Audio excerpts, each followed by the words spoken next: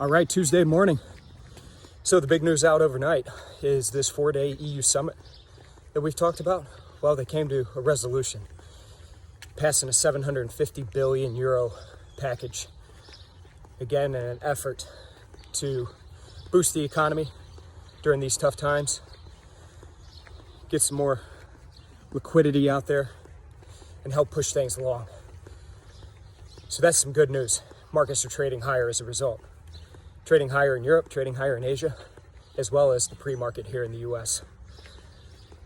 Along those same lines, the US is negotiating its own stimulus package.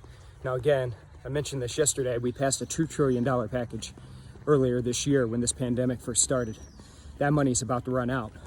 So all traders right now are looking to DC to see if we can get something additional passed till we don't fall off the proverbial fiscal cliff.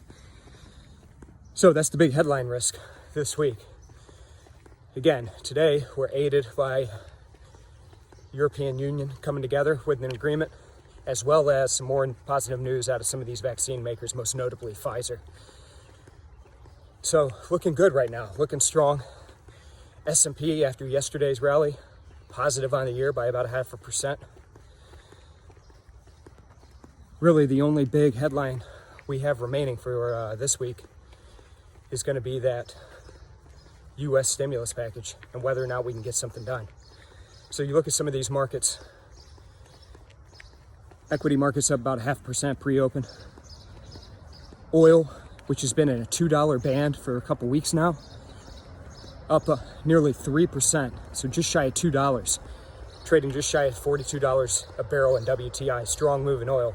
Gold's trading higher. Again, Fed pumps money into the economy. Inflation, gold trades higher. On the currency front, look at that Aussie dollar today.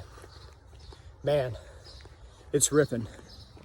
Up just shy of 1%, north of spot 70. So a big move in that currency today.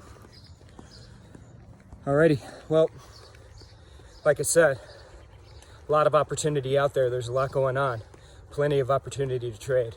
We got a lot of markets moving today. It's going to be a good one. All right, I'll check in with you folks again tomorrow. Check in with us on Facebook and Twitter. We'll keep you updated.